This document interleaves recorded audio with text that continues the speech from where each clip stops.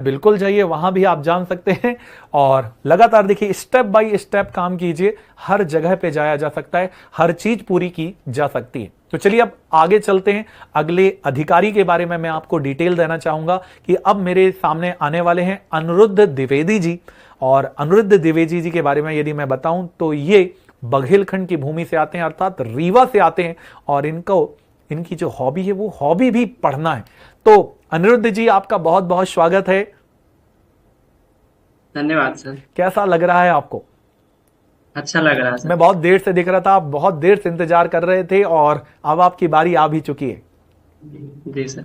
तो चलिए बिना किसी देरी के, समय को वेस्ट किए हुए अब चलते हैं आपके क्वेश्चंस के ऊपर। मैं लेकर चलता हूं क्वेश्चन में। पहला क्वेश्चन आपके सामने, निम्नलिखित में कौन सी रेखा भारत और पाकिस्तान के बीच की सीमा को, बॉर्डर को तय करती है? इंडिया और पाकिस्तान के बीच की बॉर्डर लाइन को तय करती है।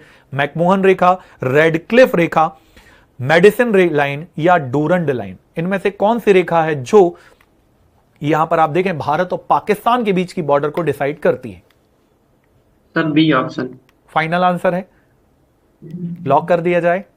जी सर। तो जैसा आपने उत्तर दिया है, यहां पर Ghanshyam, Rohit, Poonam, all in one, Khushi, सभी ने भी उत्तर दे दिया है। तो देखते हैं क्या यहां बी जो ऑप्शन आपने कहा है क्या वो सही होने वाला है, और क्या मैजिक बॉक्स बी के ऊपर आकर पुट होगा?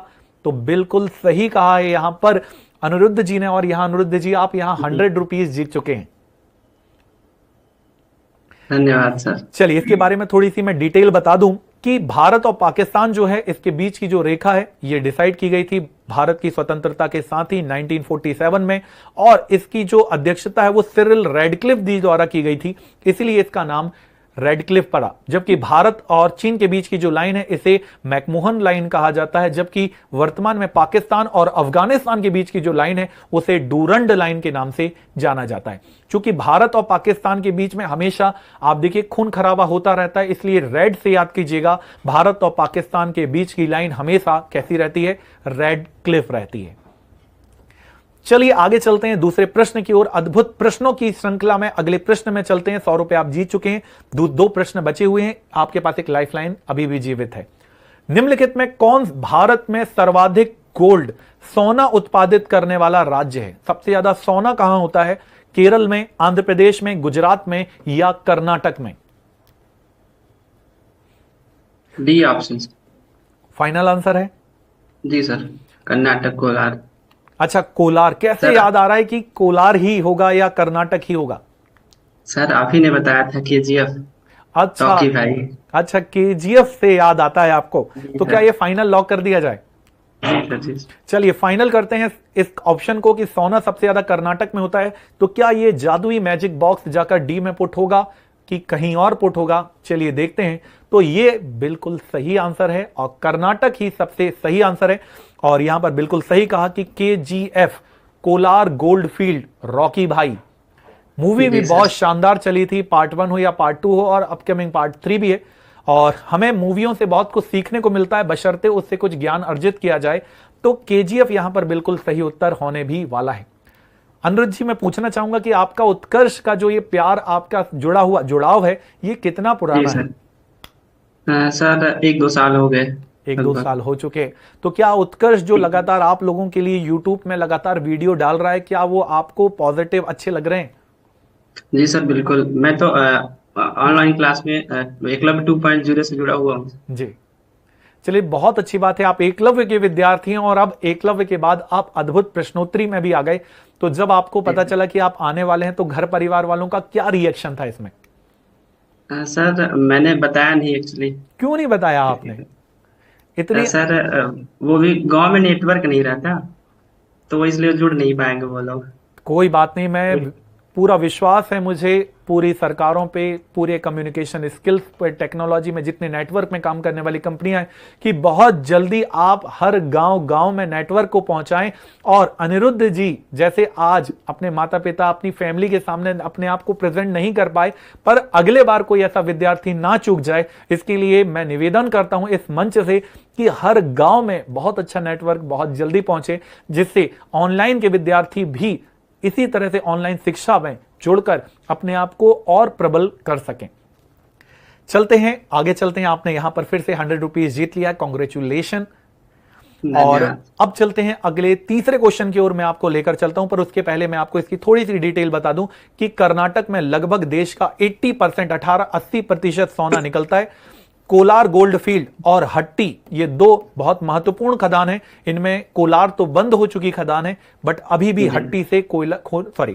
हट्टी से अभी भी सोने का उत्खनन खनन किया जाता रहा है। बहुत अच्छी बात भी है। अरविंद जी, किट्टू जी, आकृति और बाकी जितने अधिकारी है, ऐसे उत्तर लगातार देते रहिएगा। आप भी हर क्वेश्चन के साथ आप भी जो खुशी मनाते हैं, ये बहुत अच्छा लगता है। और अब चलते हैं अगले और आखिरी आपके क्वेश्चन के पास। अभी भी आपके पास लाइफलाइन जीवित है। आपका क्वेश्चन है, अमरकंटक पर्वत चोटी से कौन सी दो नदियां निकलती हैं? वहां से हो सकता है बहुत सारी नदियां निकलती हों, पर अभी उपस्थित, पक्का फाइनल? जी सर, मेरे बिल्कुल। बोलने से पहले ही आपने इसके आंसर को दे दिया है। जी सर। तो और फिर भी इस मैं सब एक ने बार बढ़ाया ऑप्शन पढ़ देता हूं। नर्मदा और सोन, नर्मदा और ताप्ती, समगंगा और गोमती, या महानंदा या और गोदावरी? जी, ए ऑप्शन है सर। ये ऑप्शन है, फाइनल टिक कर दिया जाए, लॉक कर दिया जाए? जी सर। चलिए, तो कंप्यूटर जी 18 को जो ये क्वेश्चन है अमरकंटक, इसके क्वेश्चन एक ऑप्शन को यहां पर लॉक कर देते हैं और देखते हैं जो यूट्यूब के विद्यार्थी हैं और यहां पर जो हमारे सामने अनिरुद्ध जी ने उसका उत्तर दिया है, क्या ये सही है या गलत हो गया है। तो चलिए देखते हैं मैजिक बॉक्स कहां जाकर फिट होने वाला है। बिल्कुल सही है, मैजिक बॉक्स ए में फिट हो गया है। बताइए अनिरुद्ध जी, कैसा लग रहा है? कॉन्ग्रेचुलेशन। अच्छा लग रहा है सर। तो तीनों पिछली बार नेटवर्क की वजह से मैं नहीं जुड़ पाया था, टेस्ट दिया था उस बार में। अच्छा, पिछले बार भी आप टेस्ट दिए थे, पिछले बार भी आप टॉप किए थे? जी सर, नेटवर्क की वजह से नहीं जुड़ पाया था सर। ओके, अब आपसे मैं पूछना चाहता हूं कि आप ऑनलाइन के विद्यार्थी हैं उत्कर्ष परिवार के, और आप एकलव्य बैच को आपने ज्वाइन किया है। कैसा सर। लगा? जिस अपेक्षा के साथ आपने एकलव्य बैच को ज्वाइन किया था, जिस जी सर। सोच के साथ आपने ज्वाइन किया था, क्या वही सोच आपको मिली? क्या वही गुणवत्ता पूर्वक शिक्षक मिले जो इंदौर में जी सर। ऑफलाइन विद्यार्थियों को मिलते हैं? जी सर, ऑफलाइन से मुझे ज्यादा ये अच्छा लगा, क्योंकि मैंने ऑफलाइन जनरली यहाँ गांव की कोचिंग में पढ़ा, लेकिन वहाँ उससे ज्यादा अच्छी फैसिलिटी आपको उत्कर्ष में मिली सर। चलिए, बहुत अच्छी बात है। और ये तो है ही, आपका ये विश्वास है, आपके द्वारा दिए गए जो विचार होते हैं वही उत्कर्ष में लगातार नवाचार के रूप में आते हैं।